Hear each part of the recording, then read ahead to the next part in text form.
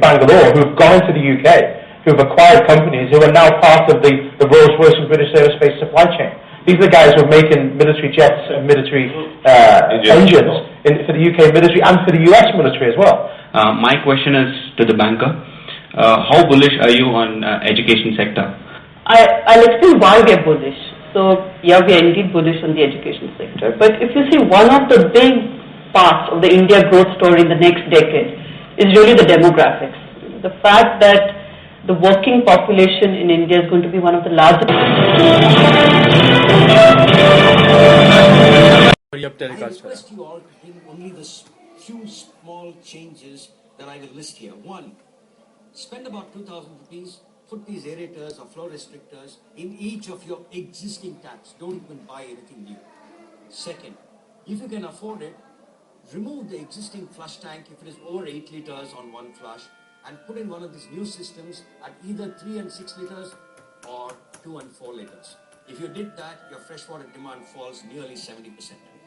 The next, please spend 15 to 20,000 rupees if you're living in a single family home, like Ashwin was saying, those other homes next to his community, and you will see that you will gain that money back in less than 5 years on a rainwater harvest system. The next, like Shivkumar was saying, ensure that you spend 1,200 or 1,400 rupees, remove all those, the regular lights that you have got, incandescents and those 40-watt tube lights, and please put in CFLs and LEDs. It costs you no more than 1,800 rupees. It saves you 70% on energy year after year. Mr. Epikar, you interact a lot with youth. What do you tell them? What do you ask them to do? No, actually, listening to now Hari, I feel that there are. He's talking about reusing, yes, then recycling, reducing. Well, these are very fundamental things in conserving environment or sustainable living. And you have to make a dent on the minds of the youngsters. That's right. So start, begin when, with the young minds, make a dent on them. We also, from EcoWatch, we took the initiative when Dr. Ravindra was the Chief Secretary then, and he has visited our army. We created the first urban forest in the army area, which was given to us about 200 acres of land.